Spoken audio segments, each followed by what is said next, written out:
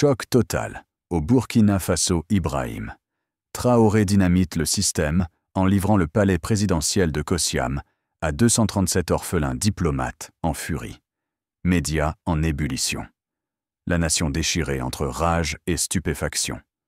Ce matin-là, à Ouagadougou, le pouvoir a vacillé, remplacé par des éclats de rire d'enfants qui font trembler les murs de l'histoire. Le soleil venait à peine de se lever sur Ouagadougou, le palais présidentiel de Kossiam, habituellement solennel et silencieux, était aujourd'hui envahi par un tumulte insolite. Pas d'hommes en costume, pas de diplomates austères. Juste des cris joyeux et des éclats de rire d'enfants. 237 visages, tous différents, tous marqués par la douleur, couraient désormais librement dans les couloirs de marbre froid. Ces enfants n'avaient plus de famille, victimes innocentes d'un conflit qu'ils n'avaient jamais choisi. Aujourd'hui, ils occupaient le cœur du pouvoir. Dans son bureau, le président Ibrahim Traoré observait la scène par la fenêtre. Son regard, grave et déterminé, reflétait une décision audacieuse. Il savait que chaque mouvement de ses enfants était une réponse cinglante aux critiques, aux doutes du monde entier. Un conseiller entra précipitamment. « Hésitant, Monsieur le Président, le monde nous observe. Pensez-vous vraiment que… » Sans le laisser finir. Traoré murmura fermement. Le monde doit comprendre que ces enfants ne sont pas une erreur. Ils sont notre réponse à l'indifférence. Le palais présidentiel de Kossiam n'était plus seulement un symbole de pouvoir.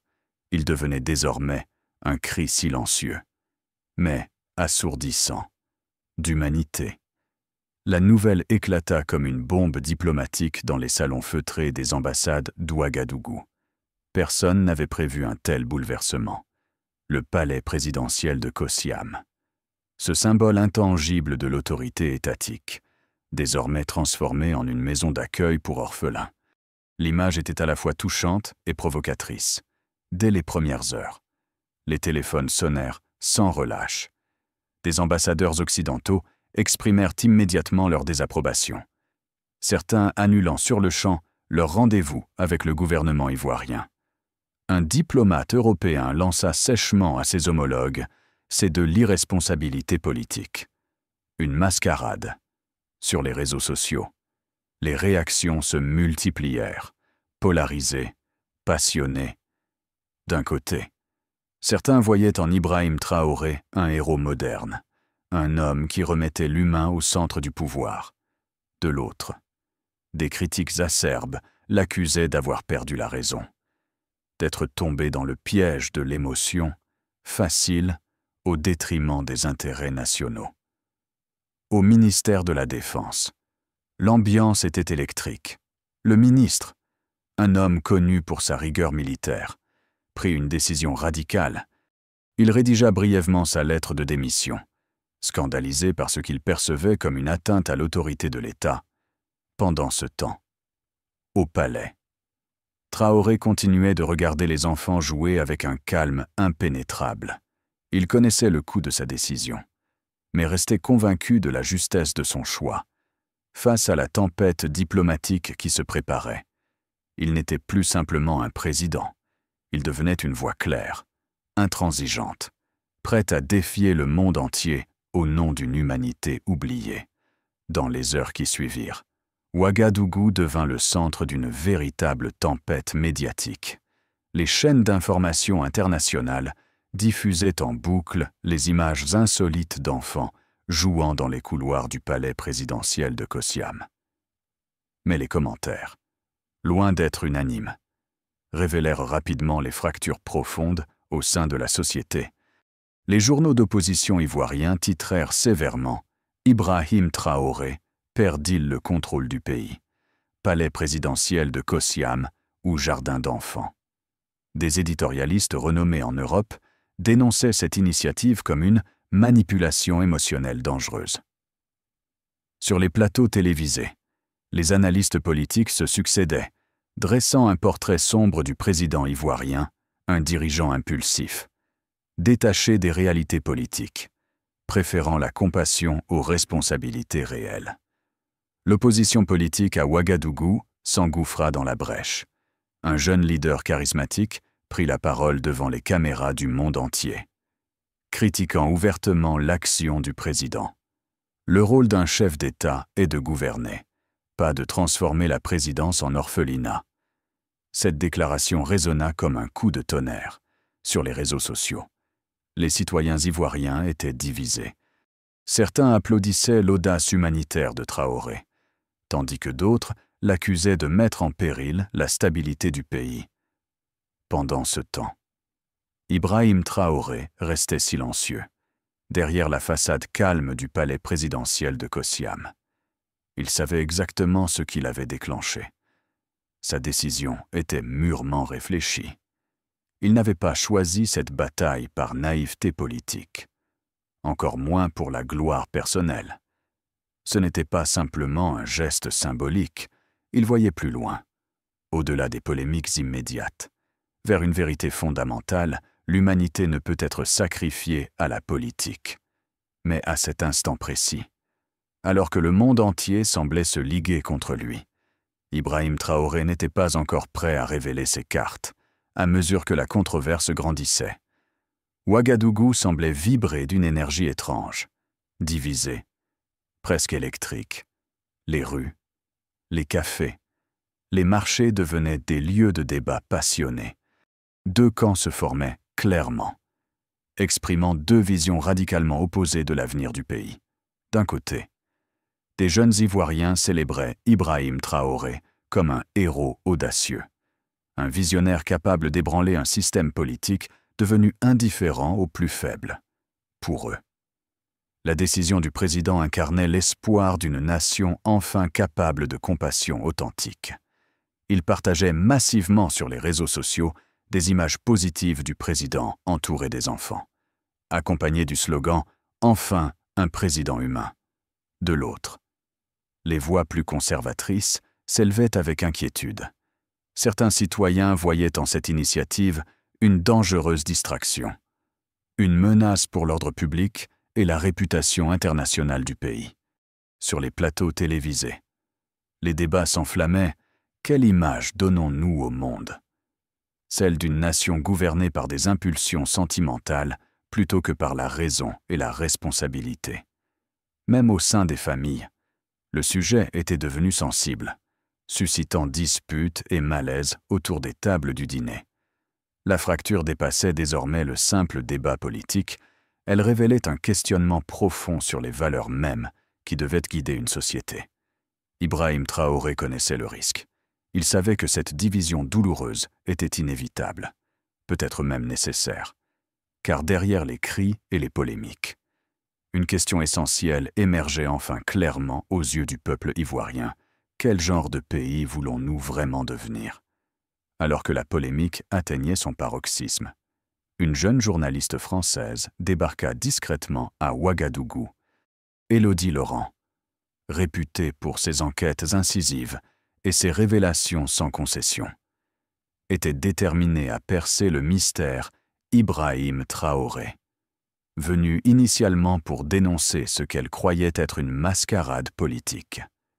Élodie ressentit aussitôt l'intensité palpable de la ville, déchirée entre admiration et méfiance. Elle savait que cette histoire allait être différente. Elle allait devoir s'immerger dans ce chaos d'opinions, d'émotions et de controverses, sans savoir encore que son regard allait bientôt changer radicalement, et avec lui, toute sa vision du monde. Élodie Laurent traversa lentement le seuil monumental du palais présidentiel de Kosiam, ses yeux observant chaque détail avec scepticisme. Elle s'attendait à un chaos complet, mais ce qu'elle découvrit était tout autre. À l'intérieur, les couloirs, jadis froids et protocolaires, résonnaient désormais d'une harmonie surprenante. Sur les murs, des dessins colorés avaient remplacé les portraits austères des anciens chefs d'État. Des salles jadis réservées aux réunions politiques étaient devenues des espaces d'apprentissage lumineux et dynamiques. Élodie sentit son assurance vaciller. Elle avait prévu de capturer des scènes d'enfants en pleine confusion, abandonnés à eux-mêmes pour nourrir la controverse médiatique. Mais la réalité était différente. Chaque enfant semblait avoir une place précise, une tâche, un rôle clair dans ce système minutieusement organisé. Elle remarqua alors Ibrahim Traoré, debout dans une grande salle transformée en classe improvisée. Il expliquait calmement une leçon d'histoire, captivant son jeune auditoire par une voix posée et chaleureuse. Aucun appareil photo, aucune caméra ne capturait cet instant, seulement le regard attentif d'Élodie. La journaliste française ressentit soudainement une confusion troublante. La clarté avec laquelle le président gérait la situation contrastait violemment avec l'image chaotique que lui avaient offerte les médias internationaux. Elle comprit peu à peu qu'elle assistait à quelque chose d'unique, un leader qui brisait les conventions. Non par naïveté ou pour attirer l'attention, mais par conviction profonde. Élodie s'arrêta un instant, les mains tremblantes sur son carnet de notes. Elle venait chercher des preuves d'une manipulation politique grossière. Au lieu de cela, elle se retrouvait face à une vérité beaucoup plus complexe, inattendue et profondément humaine. Une vérité qu'elle n'était pas encore prête à admettre complètement. Au milieu du couloir baigné de lumière douce, Élodie aperçut une fillette d'environ 8 ans, assise calmement sur un banc. Ses petites mains dessinaient lentement une carte sur un cahier d'école usé. Intriguée, Élodie s'approcha doucement, essayant de cacher sa propre confusion intérieure. La fillette leva les yeux, dévoilant un regard profond, étonnamment mature. Elle s'appelait Nema. Son histoire, comme tant d'autres ici, portait la marque d'un passé douloureux. Mais aujourd'hui, quelque chose de différent brillait dans ses yeux, avec une innocence désarmante. Nema expliqua doucement qu'elle dessinait une carte de son nouveau chez elle, indiquant les pièces du palais présidentiel de Kosiam comme autant d'espaces familiers et rassurants. Elle parla du président Traoré comme de son professeur préféré, celui qui, chaque soir, lui apprenait quelque chose de nouveau sur son pays, face à cet enfant. Élodie sentit son cœur se serrer inexplicablement. La petite fille parlait avec la simplicité bouleversante de ceux qui ont connu l'ombre, mais qui maintenant redécouvraient la lumière. Dans cette rencontre inattendue, Élodie comprit que ce qu'elle pensait être une décision politique controversée était peut-être, tout simplement, l'acte profondément humain d'un homme déterminé à redonner vie à ceux que le monde avait oubliés. Quelques minutes plus tard, Élodie se retrouva silencieusement adossée au fond de la salle, transformée en classe improvisée. Face à elle, Ibrahim Traoré tenait calmement un stylo, traçant soigneusement des lignes sur un grand tableau blanc. Aucune note officielle, aucun discours préparé, seulement des mots simples, précis, remplis d'une passion authentique pour son pays. Le président expliquait aux enfants l'histoire souvent oubliée des grands royaumes africains, des empires disparus, des héros anonymes. Sa voix résonnait d'une chaleur étrange, captivante, contrastant fortement avec l'image distante d'un homme de pouvoir. Élodie remarqua soudain la réaction des enfants, leurs yeux fixaient intensément le tableau. Fascinée par ces récits jamais entendus auparavant, elle-même se surprit à écouter avec attention.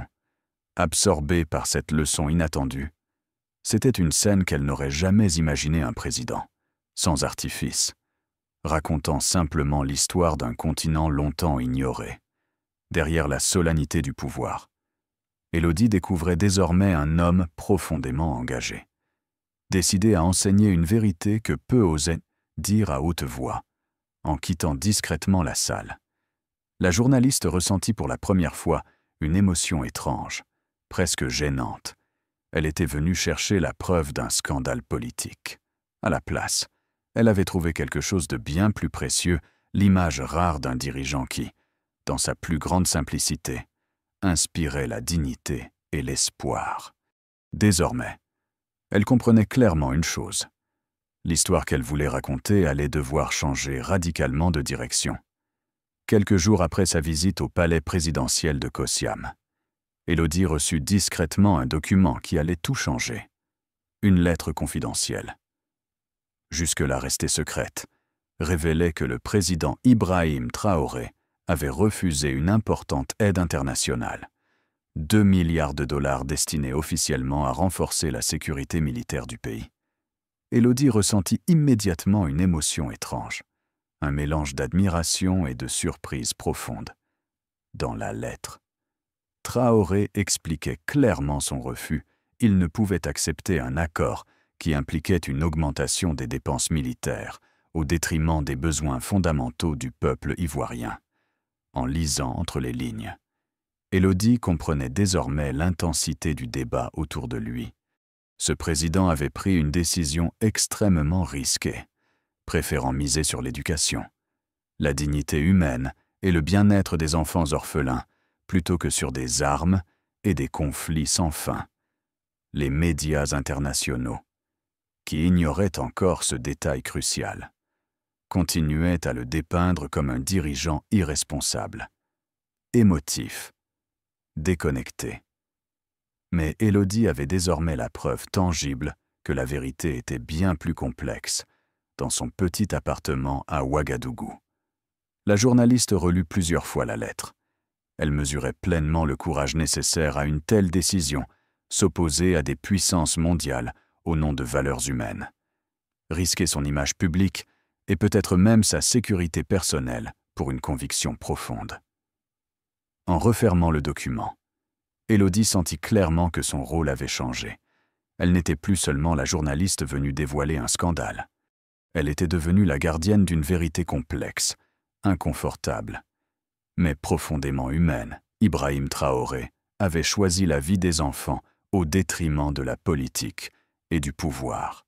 Élodie savait désormais qu'elle devait aller plus loin pour comprendre pleinement ce choix extraordinaire du président Traoré. Elle plongea dans son passé. Ce qu'elle découvrit la bouleversa profondément. Ibrahim Traoré n'avait pas eu une enfance protégée derrière les murs confortables d'une famille aisée. Bien au contraire. Il avait grandi dans l'ombre froide d'un orphelinat modeste, loin des privilèges et du pouvoir. Sa mère, victime innocente d'un conflit brutal, avait disparu trop tôt, laissant derrière elle un fils livré à lui-même dans un monde hostile. Malgré la douleur et les privations, Ibrahim avait toujours refusé de céder au désespoir. Élodie trouva dans ses recherches une vieille photo jaunie, montrant un adolescent au regard déterminé, entouré d'autres enfants. Cette photo témoignait de son parcours exceptionnel, marqué par un combat constant pour échapper à la misère par l'éducation. Plus tard, une rencontre allait tout changer, celle d'un professeur d'histoire passionné, qui lui avait enseigné non seulement le passé, mais aussi l'importance de bâtir un avenir différent.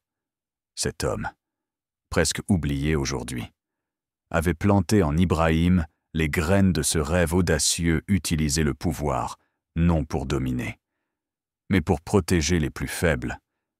Élodie sentit sa gorge se serrer en découvrant cette vérité profondément intime. Tout devenait clair désormais. Ibrahim Traoré ne faisait pas seulement preuve d'audace politique.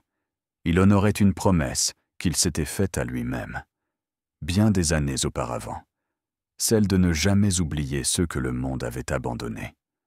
En refermant ses notes, Élodie ressentit une admiration sincère, teintée d'humilité. Le président ivoirien n'était pas seulement un homme politique, il était devenu un symbole vivant d'espoir et de résilience, défiant l'indifférence générale par un acte profondément humain et courageux. Face à toutes ces révélations, Élodie retourna une dernière fois au palais présidentiel de Kosiam. Cette fois, son regard avait profondément changé. Elle voyait désormais les lieux avec clarté. Ce palais n'était plus simplement le siège froid du pouvoir. Il était devenu un foyer, vibrant d'une énergie nouvelle.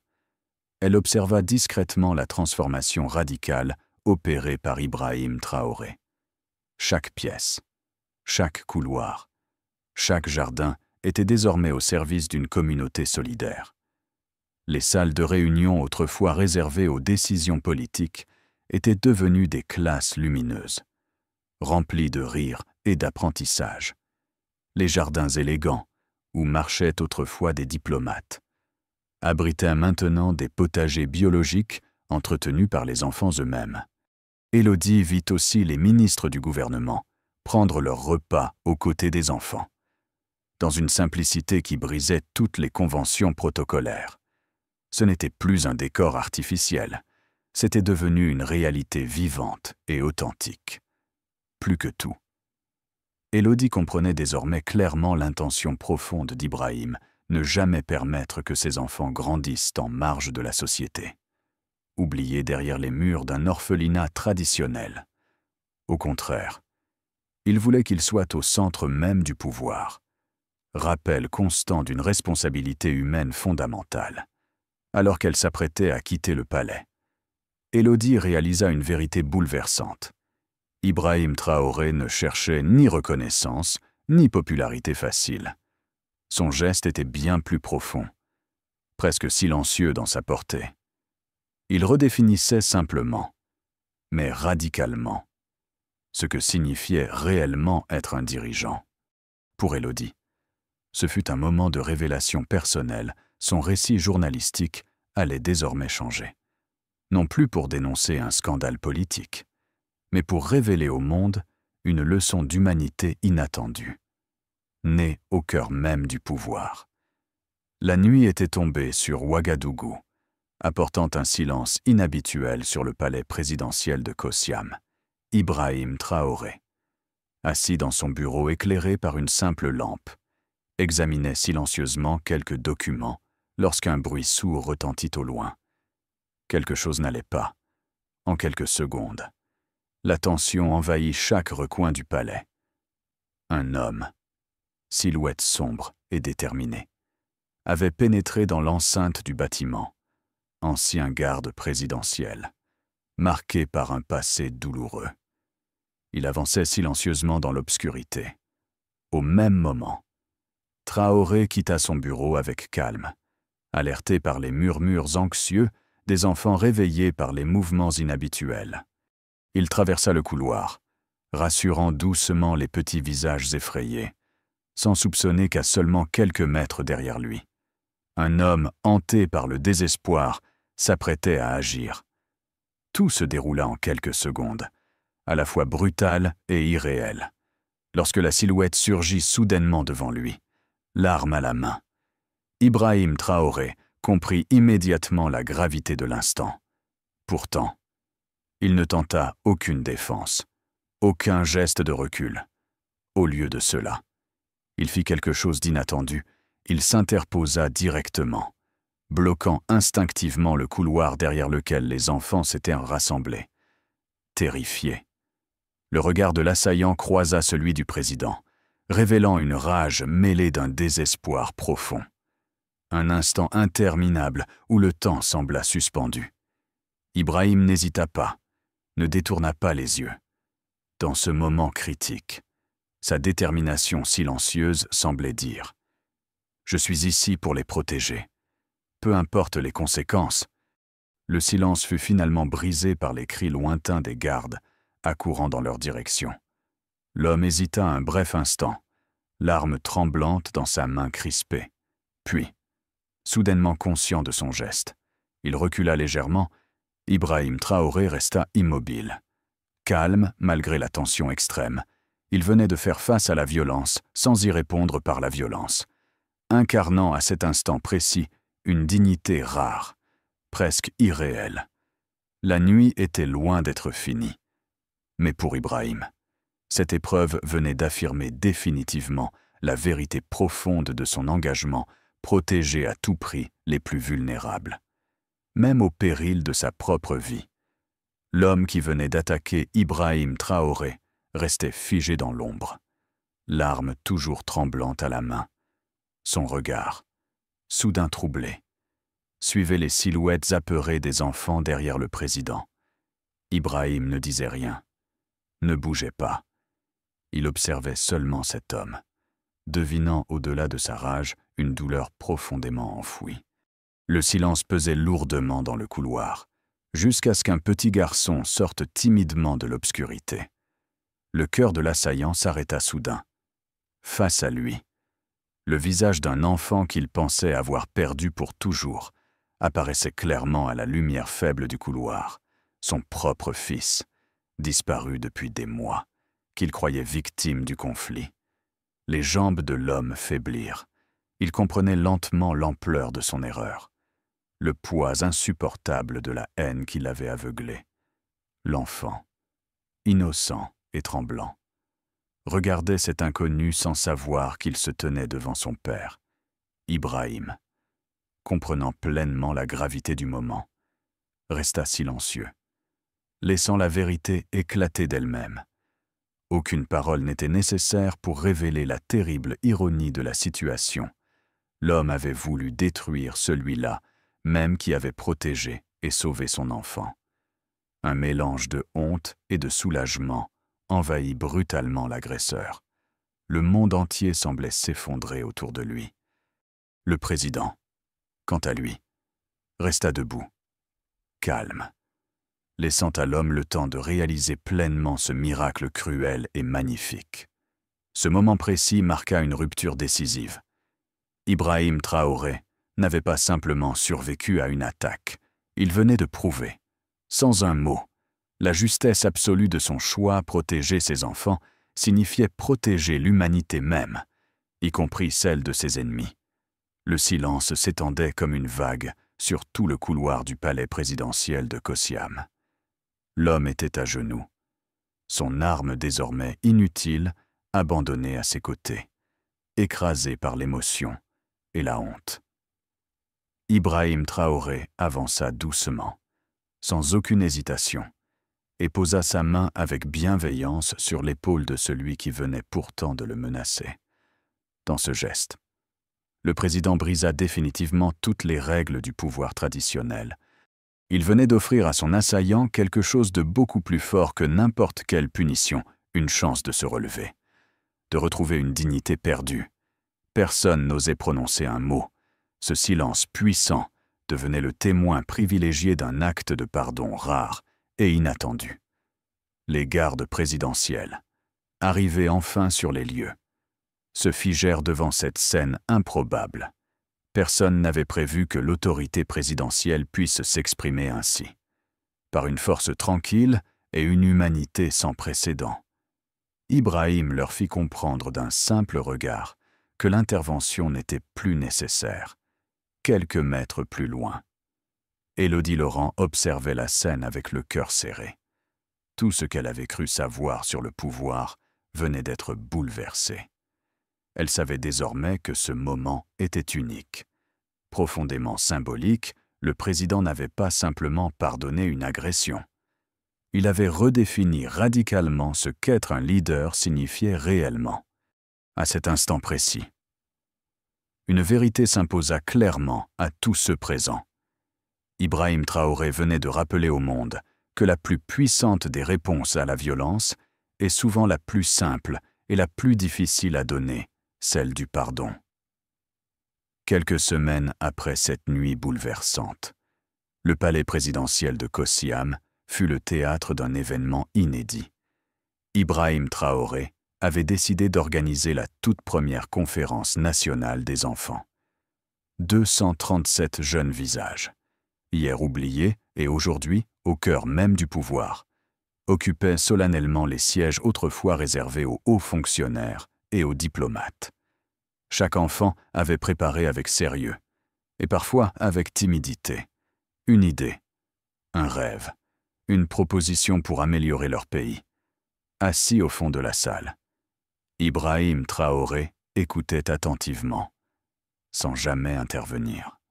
À ses côtés, les ministres du gouvernement restaient silencieux, prenant humblement des notes, étonnés et émus par la profondeur inattendue des paroles de ces jeunes citoyens. Ce jour-là, la politique céda sa place à la sincérité et à la simplicité. Le palais présidentiel de Kosiam résonnait des voix pures d'enfants exprimant des espoirs qui semblaient bien plus sages que les discours habituels. Ibrahim regardait chacun d'entre eux avec fierté. Son pari audacieux avait porté ses fruits, ses enfants. Longtemps invisibles, devenaient enfin visibles aux yeux de tous. Le message était clair, puissant et limpide désormais. Dans cette nation, même les plus petits auraient dans leur mot à dire. 12 années s'étaient écoulées depuis cette conférence historique. Le temps avait doucement transformé ces enfants, autrefois oubliés, en adultes déterminés. Parmi eux se tenait aujourd'hui un jeune homme exceptionnel, âgé d'à peine 29 ans, nommé ministre de l'Éducation nationale. Cet homme avait été l'un de ces enfants recueillis autrefois dans le palais présidentiel de Kossiam par Ibrahim Traoré.